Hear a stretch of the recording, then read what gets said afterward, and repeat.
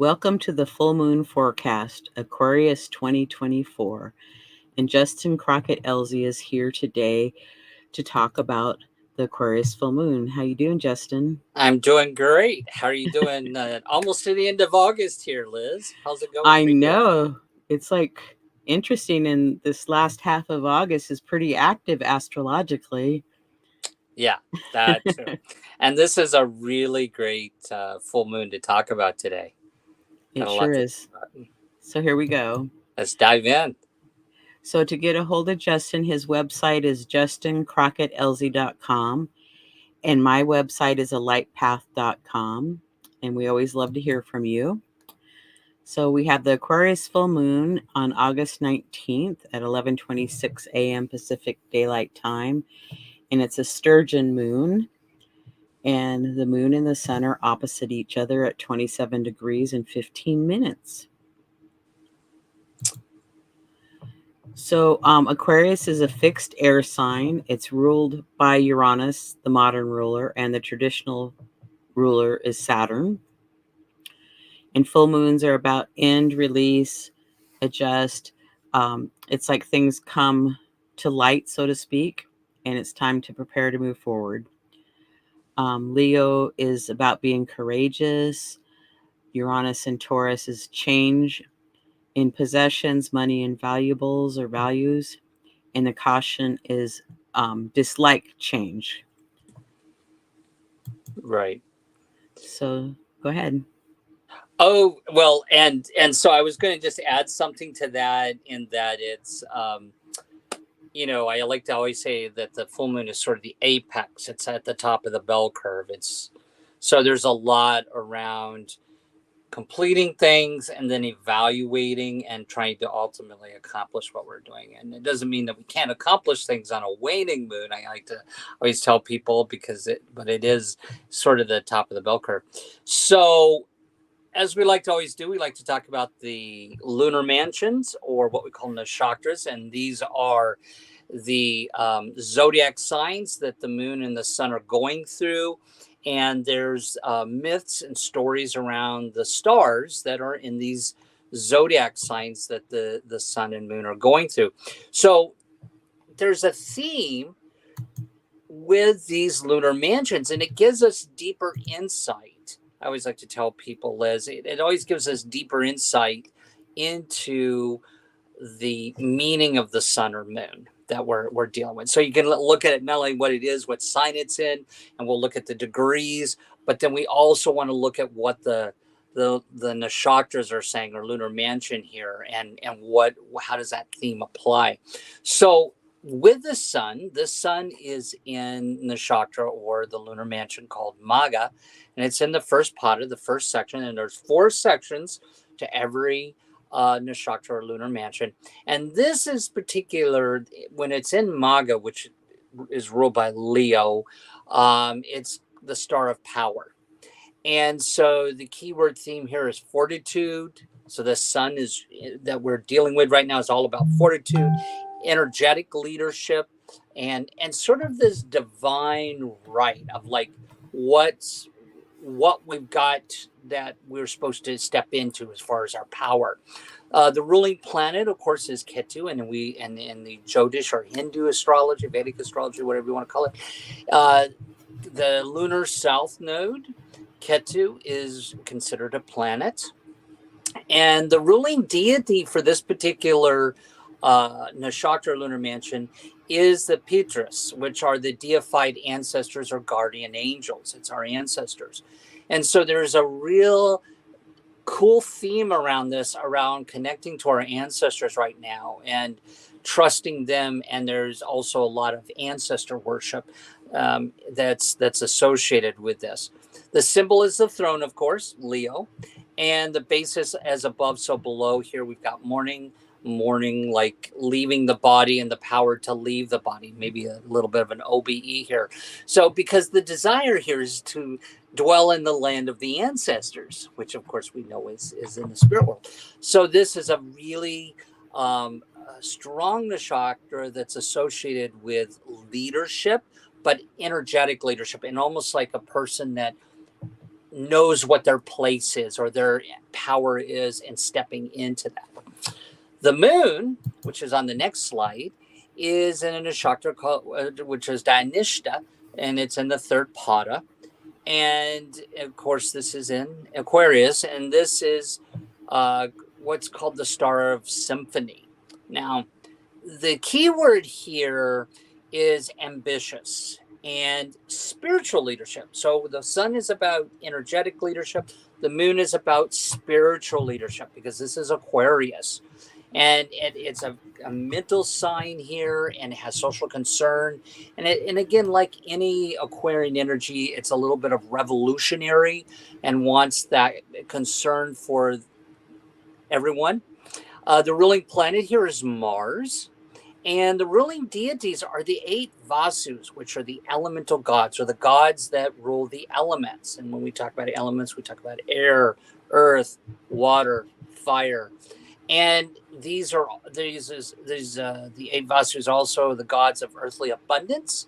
And also there's a solar deity aspect to this with energy and light. So this is really about tapping into those elements at this time.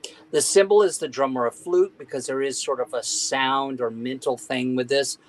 And as above, so below is birth. And of course, the below is the power to give prosperity and abundance. So here we see the sun is about energetic leadership, but ultimately it's trying to step into a spiritual, a spiritual outlook on that. So when we look into our personal lives, how this may play out is where we are at this time looking at maybe what our gifts are and what we need to step into and what our ultimately our path is in this life. So we'll talk more about this, but this is really kind of gives you some deeper insight into this Leo Aquarian energy and what the nakshatra is saying. I might say also, because I was telling you before, I might bring in Kamala's chart here a little bit, Kamala Harris, because this full moon happens on Monday, the day of the opening of the Democratic Convention. It's interesting is that this full moon is the sun and Mercury conjunct in this full moon is actually on her Mars, and the moon is on her midheaven. So here we see this sort of this divine kind of stepping into one's power, talking about the working class, that spiritual leader. So we're going to kind of see that energy with this Magha and Dhanishta really on display. If you're watching this show, you're gonna just remember the themes I've talked about, and you're going to kind of see that play out here with. She's a really great representation of this full moon. I just got to say, if we wanted to use an example. That's good. So with the degree of the sun, it's talked about the ancestors and the angels. So would that be like they help support you too? Oh, yeah, absolutely. Okay. Absolutely. Yeah, that's absolutely.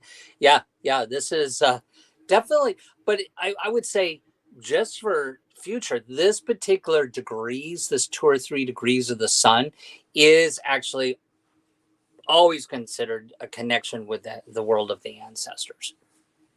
Oh, that's interesting. I like that. Thanks. Actually, about about the 15 degrees around this is always associated with the ancestors. So, yeah. Okay, I have a quote today. When the Japanese men broken objects, they fill the cracks with gold. They believe that when something suffered damage and has a history, it becomes more beautiful. And that's by Barbara Bloom. Wow. That's a great lead into the chart today. Yeah, I don't usually put it at the beginning, but it just felt like that's where it went. Okay, so here's the chart for the full moon, and the ascendant degree is 24 Libra. The midheaven degree is 0 degrees Leo. The sun's at 27 Leo, and the moon's at 27 Aquarius. Of course, that's Seattle. Yes. And so we're going to take a look at the Sabian symbols for those angles and the sun and moon. So in 1925, spiritualist medium Elzie channeled the Sabian symbols, with the assistance of Mark Edmund Jones. And they are a symbolic image for each of the degrees of the zodiac. It's like a short saying about that. And we have to take into account that they were written 99 years ago. So the language sometimes is a little old. So we're going to start with the ascendant at 24 degrees Libra. And we do 3 for the past, the present, and the future, or where we've come from, where we are now, and where we're going to. Right. So Libra 23 is a chandelier's clear, a voice heralds sunrise, a creative and joyous response to life's process. And I couldn't really find a keyword for this, but I'm going to say it's response to life's renewal. Yeah, I would say that's spot on there. Yeah, and the Libra 24 is a butterfly with a third wing on its left side. So the ability to develop an inner strengthening and new modes of response to basic life situations. Here we have original mutation. This is where we really tap into our own originality. And then Libra 25, the sight of an autumn leaf brings to a pilgrim the sudden revelation of the mystery of life and death. The keynote is the ability to discover in every experience a transcendent or cosmic meaning. And so it's like clair seeing or seeing through. Right. And so for those people listening, I mean, this is sort of, as we look at a chart, we always look at the ascendant. This kind of tells how, I would say, and I'm curious what you think, Liz, how we're kind of stepping forward into this energy of what we're going to see with the full moon. I would agree with that. And it's like, a new day with, the sunrise, perhaps, and then, being okay with our unique selves, and we're seeing more clearly now. Yeah.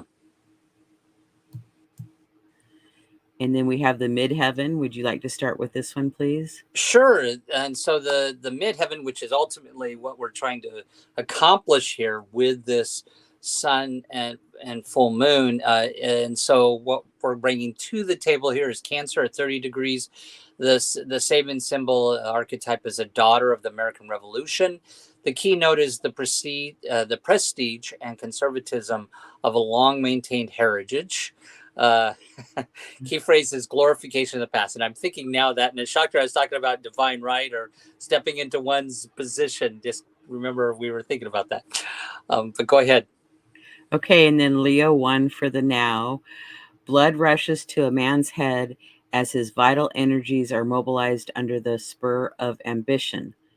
Keynote, an eruption of biopsychic energies into the ego-controlled field of consciousness. And this talks about the fire energy, and it's sparking the electricity, and it's spiritual energy. So it kind of goes back to the nakshatras of how you were talking about the spiritual energy too. Yeah, and that energetic Leo, yeah. And then Leo 2 degrees is an epidemic of the mumps, the spreading power of individual crisis through a collectivity. Key phrase here is the infectious spread of individual experiences. Well, that's interesting. Yeah, especially in this particular times. Right. So it's, kind of backs up the nakshatras, or they, add to each other. I like that. Yeah. And then the Sabian symbol for the sun.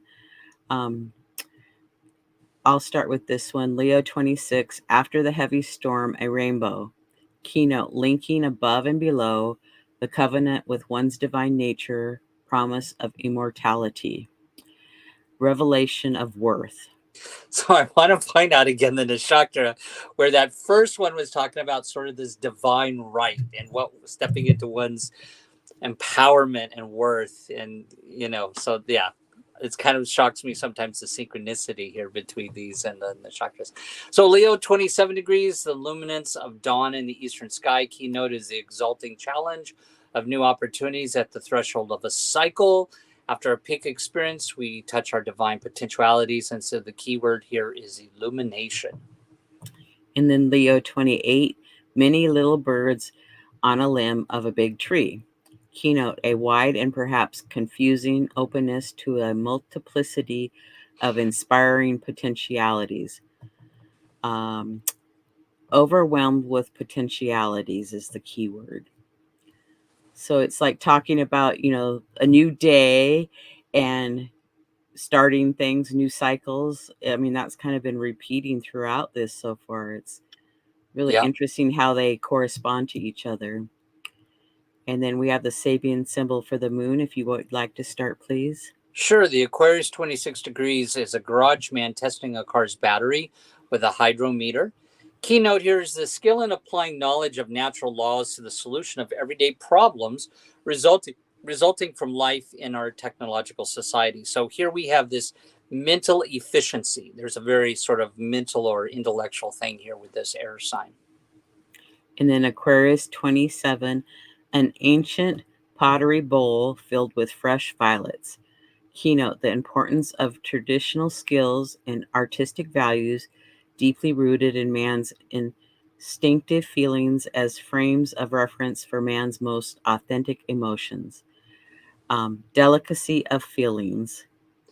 And then Aquarius 28 degrees, which is where we're going to.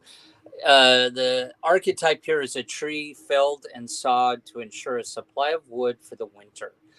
Keynote here is knowledge and skill used in its natural surroundings for the satisfaction of vital basic needs.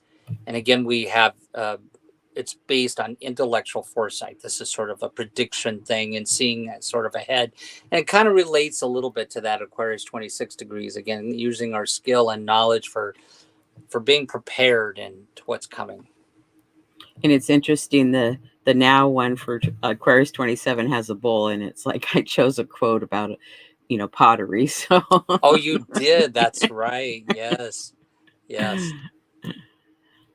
And we have a couple of points out of bounds. Out of bounds is a declination that exceeds 23 degrees and 27 minutes north or south. And on the little table that's there, the little picture in white, on the north side is the left side of the table and the right side is the south side. Planets are normally in the bounds of the sun, but when they go out of bounds, they're acting on their own and often kicking up their heels and acting out of character. So the moon is out of bounds from August 14th through the 18th, so just before the full moon, and then the 26th through the 31st after the full moon. And then Ceres has been out of bounds since April 2nd and will stay out of bounds until January 15th of 2025. So I was gonna say something really quickly before you go off the screen about that moon being out of bounds. And you and I were talking before the show. I'm kind of feeling this restless energy with this moon. It's actually today's the 14th. So this could be, for the audience, I'm curious what you think, but this could be like really kind of pay attention to our emotions right now, just really ground ourselves, especially with the moon being out of bounds. There could be sometimes emotions that kind of up and down or not as balanced possibly. What do you think? Yes, and today Mars is conjunct with Jupiter. So it's like, I kind of feel like I always think of Mars as poking Jupiter because, Jupiter makes things bigger and Mars just wants to hurry up and do something. So, it can be a little bit of erratic or the mind race going faster than normal. Or I know several people called and said, "What's going on? I can't sleep." Well, the moon's out of bounds, and Right. Mars and Jupiter and Gemini is like shiny object here and shiny object over there.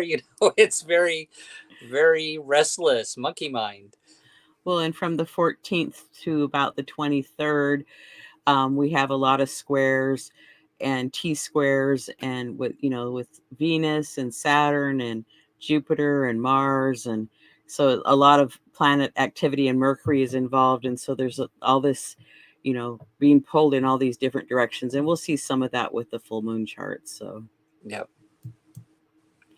I've made an aspect key because we talk a lot about aspects. So take a picture with your phone if you want, or come back and stop it and then take a picture, or you can find it on my website under the astrology tab under resources. So we're at the Aquarius full moon, and this is in Seattle.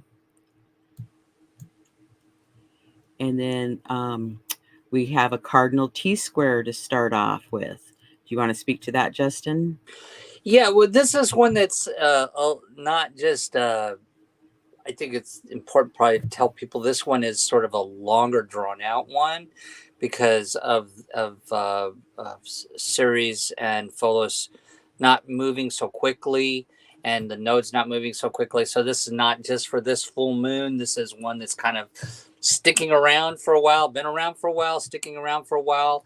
To me, the theme on this one, Liz, is really about, of course, our relationships. The nodes are in Libra and Aries. And of course, with Ceres and Pholos there, it's in Capricorn, and we know Ceres is out of bounds, that there's this, we're going through a period of time about change of a structure of our relationships this year. And I think it's just highlighted that it's a political election year. So this is really playing into that. What do you think? Well, I agree with that. And Ceres is about nurturing. So I think, does our relationships need some nurturing in some way, or are they nurturing to us? Maybe we've been in a group and it's like, well, I've outgrown the group, but the group's fine. And it's like really hasn't changed, but I maybe outgrew it and it's time to move on. Right. It's not nurturing me anymore, perhaps, but Yeah. I agree about the relationship quality. And then we have a mutable T-square with Venus opposite Saturn and Nessus, and squares off to Jupiter and Mars. And so this is really interesting because Mars and Venus are the benefics, or Mars. Okay, no, Jupiter and Venus are the benefics, and Mars and Saturn are the malefics. So it's kind of interesting that the malefics and the benefics are all involved in this T-square. So that's really interesting to me. But then Saturn is answering to Jupiter, but they're all answering to Mercury in Leo. Yeah. So like there's some kind of communication that needs to take place. It's like this change, but it's like it could be talked about and worked out. And how do you go about it? It's like it makes me feel or think of things like people having different ideas of how something should happen, and they kind of want to stay on their own way. But mutable is about finishing up, or like, let's finish this project, or let's get ready to move on to the next step. But it's like there could be a little bit of resistance at this time because Mars just wants to march on, and Saturn's like, wait, slow down. Yeah. Well, and I like how you pointed out there that they're answering to Mercury, because Mercury, of course, rules Virgo, which is what Venus is in, and it rules Gemini, which is what that Saturn and Mars are in. And I think that this, where the other one's about relationships, this one is really about communications. And I always tell people that dichotomy or opposition between Virgo and Pisces is all about what's really true. And of course we see this a lot of communications right now because Mars and Jupiter are just powerfully going out there, but we're having to, I think this is really telling us to be discerning. Venus and Saturn are like, wait a second, we need to discern what Mars and Jupiter are telling us here, and what is true and what is not true. And I will make a note also about Kamala. This Venus is actually a degree away from her natal Venus, so she's having a Venus return on this, and that Mars and Jupiter are conjunct her ascendant at 24 degrees Gemini, or right around there, 24, 20, 23 degrees Gemini. And but again, I think this is really about, for everybody here, about evaluating everything that's coming at us right now with communications. Are we, whether it's in our personal lives, or is people telling us the truth? But it's also very powerful communications. I think, I think when you were saying earlier about reminding me about this conjunction, I'm like, why didn't I send out a newsletter today with Mars and Jupiter and Gemini? And it just, that's powerful for communications. Well, and I said they're answering to Mercury, but ultimately they're answering to the sun, actually, because sun is the final dispositor of almost every planet right now. True. So the sun's kind of holding the power, which, it does in the bounds of, under the control of the sun. So very interesting. Yes, but it is, reviewing our relationships. It's a good time to evaluate the relationships with ourselves, with other people, with groups, everything. And I might bring the Nakshatra back in here for a second, because that second one that ruled the moon, Dhanishta, actually the ruling planet was Mars. And so this is really, I think this really is telling us to look at our communications and our communications from a higher spiritual perspective, I think, I like that. So then we have a fixed grand cross. We have the sun conjunct Mercury and Vesta opposite the moon. And then Uranus is opposite Pallas Athena. So this is kind of interesting, because how we communicate our sun and the Vesta, to me, it feels like wanting us to step up our game, or step up into our authentic self. And it's opposite the moon, so our emotions, and it's in Aquarius, so I always think of the sign of freedom, be authentically you. And then Uranus is about change, and it's opposite Pallas, and Pallas Athena is about having strategy, wisdom to do all that. So even though it's like, this grand cross, it's like, how can that grand cross work? Because I always think that there's like just some adjustments that need to be made, but yet you can also be kind of being pulled in different directions too, of like, what do I do first and what do I do second? It's like I have this big list, and now I piled on 5 more things, and how does that work? Yeah, I agree. And I also think that there's first of all, the sun in Leo, I always think is a really good creative thing, right? It's really good creativity. And I think when it comes to, let's say we're wanting to do something creative right now, but we're maybe concerned about our how much we got support for that. I think that's where that Uranus Pallas may come into play, because these are the signs that rule resources. And so I think there's an evaluation of resources with some creativity. That could be another theme. It's another theme around this, to really pay attention to our resources right now when we're wanting to put something creative out to the collective. And I love that connection with the sun and Venus there as well. I mean, sun and Neptune there too. I think Mercury retrograde, a lot of people worry about that, but I just think that's just an edit function. I always tell people, it's just really, it's about second looking back over things, second, not necessarily second guessing, but definitely evaluating what you're putting out there, creativity right now. Well, and see what you do need to do to make the steps that you want to move forward with. So, fixed sign is, doing the routine things to get something accomplished. So Right. This is a really good time to say, okay, well, I need to update my website perhaps. And so how am I going to fit that in my schedule, and how am I going to do that? I mean, I'm just throwing out that example, but it could be something. Thank you for different. reminding me, by the way. Well, I'm going to do mine after Mercury goes direct. So But Mercury retrograde's a good time to work on it because it's an editing, right? Right, right. But it's like I'm kind of thinking of how I want to do that.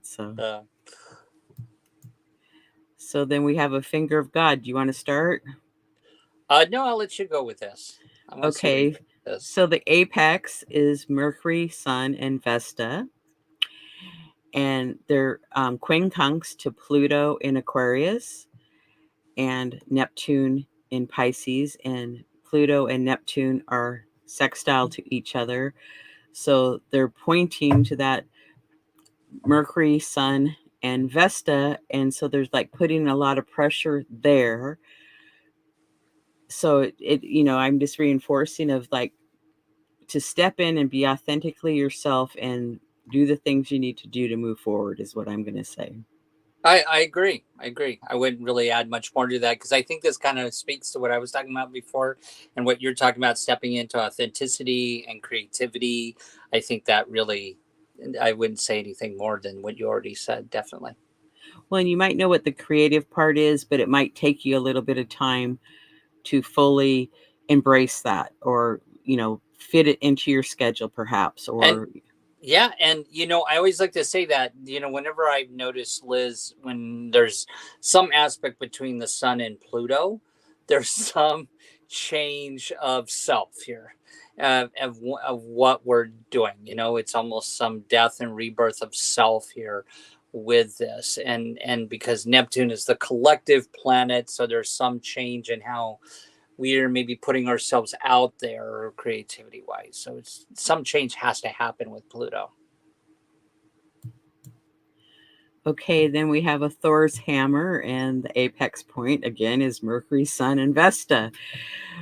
And it's sesquiquadrate, which is 135 degrees to Ceres and Pholus and the North Node. And the North Node to Ceres and Pholus is a square, which is 90 degrees. So again, putting, pressure on that point in a different way. Yeah, and I think for me, this goes back to what we were talking about with the relationships that are involved in this creative self-authenticity process out there. I think it's not so much yourself here with the Thor's hammer.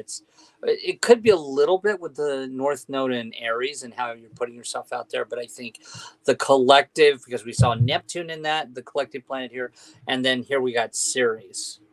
So I think there's a relationship thing going on here. What do you think? I agree with that. And it's like, if you're not kind of going in the right direction and nurturing yourself and others in a healthy way, you might just get kind of slapped upside the head, so to speak, with a frying pan, a metaphysical frying pan or etherical frying pan, to get back on the right path, perhaps. Absolutely. And then we have a mini grand trine. Pluto is trine to Uranus, and then Uranus is sextile to Neptune, and Neptune is sextile to Pluto.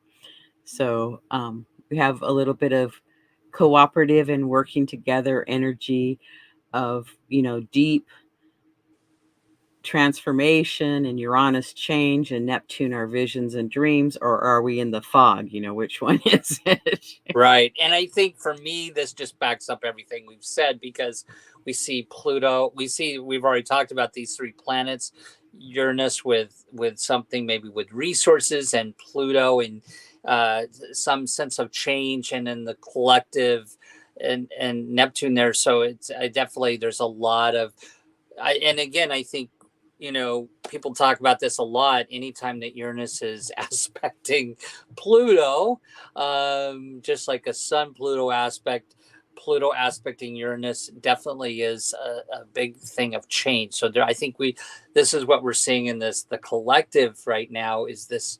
There's a lot of change, and I think we're all already probably used to it now since the pandemic.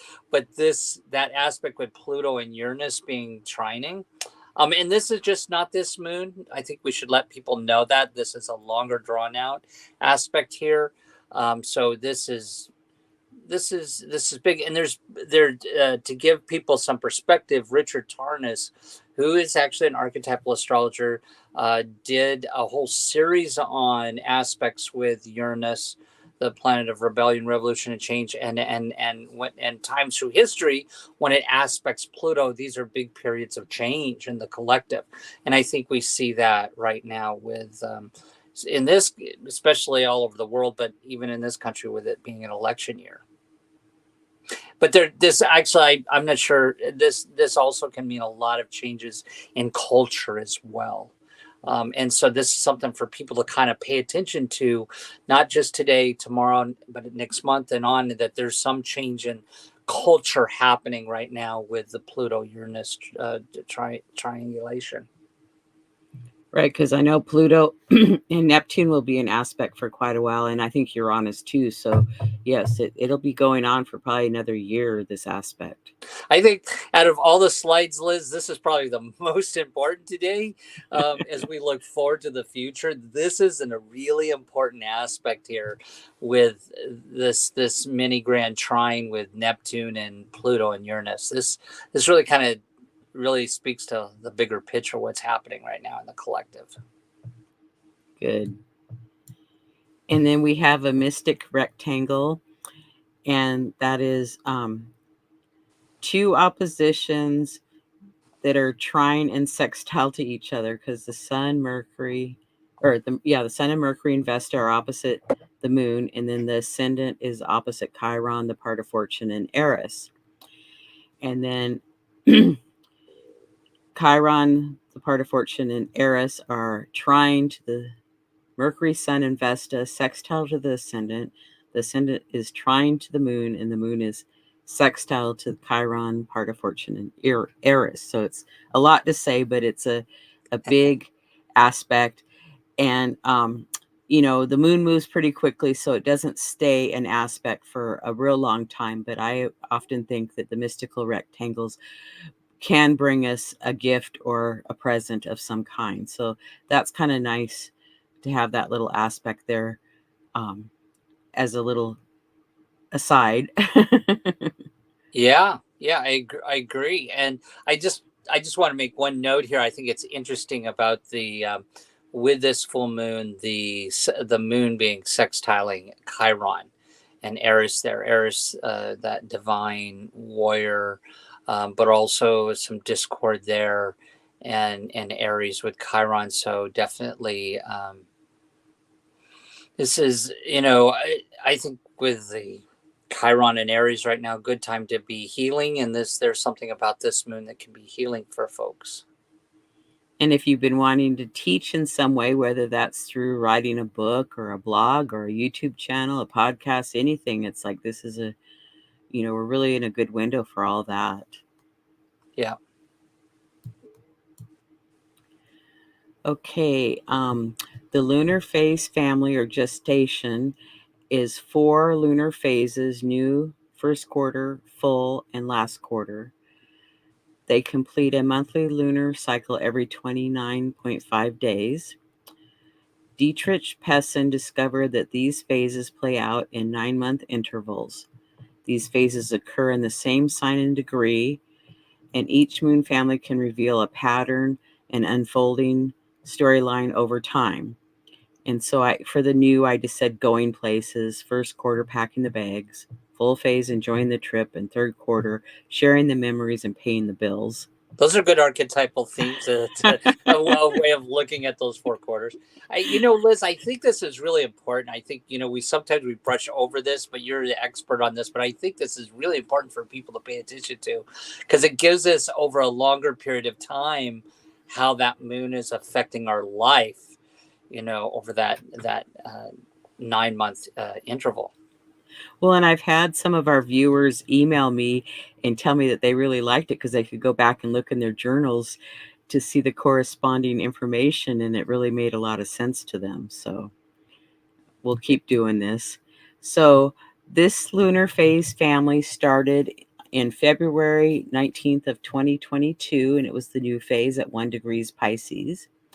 Then the first quarter phase was November 20 of 2023. So, the new phase, you started things, the first quarter, lots of times it's like you've probably done some investigation and got it off the ground, so to speak. And now it's its full moon phase, August 19th, with this full moon. So it should be seeing some results, or you might just say, I'm not going to continue forward with it. It's been too much trouble, perhaps. But, you know, lots of times it's like you're coming into the full phase. And then the third quarter phase will be May 2025 at 29 degrees Aquarius. And this one did move across the signs or an out of sign, but usually they stay in the same sign, but some of the phases will move to another out of sign. So really, so what you're telling us here is that basically, if we're accomplishing something right now, that by May 20th of next year, we may be in that after action report type of phase where we're thinking, okay, I started a new job right around this period of time. Now, you know, it's May now. How are things working out, right? Exactly. And then I like to look at the yearly lunar phase. So the Aquarius new moon was February 9th of 2024 at 20 degrees of Aquarius. And now about 5-6 months later, we're at the full moon phase. So it's possible even at the yearly new moon phase, you could have initiated or started something, and it should be producing some results now. And it's at 27 degrees Aquarius. Because lots of times we go from new moon to new moon. And so in 1 month, I mean, how much can you accomplish? Because, you know, generally to start a business, it's a process to start a plan and then, you know, do some research and, you know, get a business license. And if you need a space to have your business, to rent a space. So it's a process. It usually can't happen in 1 month. Right. Okay. So do you have any takeaways or advice for the full moon this month? I would just go back to what I was saying about the nakshatras, which is really, this is really a great energetic time to connect with your path in life. And like you were talking about in one of those slides, stepping into our authenticity and our power right now, and look, maybe stepping back a little bit and looking at you know, where we're going with this Leo and Aquarius signs. And just have patience and keep moving forward, because we're in a changing time, but that's okay, because we're all going to be fine. Yeah. And remember to breathe and do some self-care. That's always good. You know, and people may be called to something greater right now with this, you know, with stepping up to the plate here a little bit, whether it's us evaluating our own self and being our own person that's pushing us to step up to the plate to something, or somebody giving us an opportunity, because both of these nakshatras is really about kind of stepping up there in leadership energetically, but from a more spiritual perspective. And so I think people may find something in their personal lives that this resonates with. Exactly. So Justin and I both do consultations. We both have newsletter and YouTube channels, and how to find them is here on this slide for those that are interested.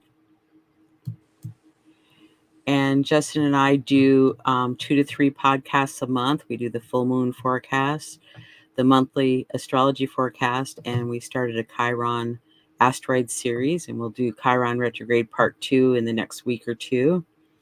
And then the Astrology Star Sisters talk over tea. We have a dwarf planet series with Sue Minahan and myself. Simon and I will do Uranus retrograde and Pluto to Capricorn. And then Joy Vernon does the decans with me. We're going to do Virgo decans with Astrology and Tarot next week. And You're a Cup Full of Stars with Marcia Bichart. And she's going to talk about the fixed stars. And then Justin and I are both on Talk Cosmos. And I have the wrong date up there. It's September 1st at 1 p.m. for the Virgo new moon. Yep. And then Justin can talk about this one. Yeah, so I do a monthly podcast with Michael Bartlett, who's an astrologer out of New Mexico, where we have the relationship guys. And also on Talk Cosmos this coming weekend, Michael Bartlett and myself will be with a couple other astrologers, John Chenworth and Robert Passetti, along with Sue Minahan. It's part of his political series we're doing right now during the election year. Last show in this series, we talked about the Republican convention and we looked at Trump's and Vance's charts. And then this weekend, we're going to take a look at Harris's and Waltz's charts and talk about what we see coming out of the Democratic convention. So it's going to be a really great show on Talk Cosmos this weekend. And I forgot to add that slide. I'm so sorry. Oh, it's all good. It's all good. You know, I can speak right to it. Good. I'm glad you did. So to get a hold of Justin, his website is justincrockettLZ.com and my website is alightpath.com. And we enjoy all of you that came and watched live today and all those that are going to watch after the show. And we appreciate your support and look forward to hearing from you. Please like and subscribe. Have a good day.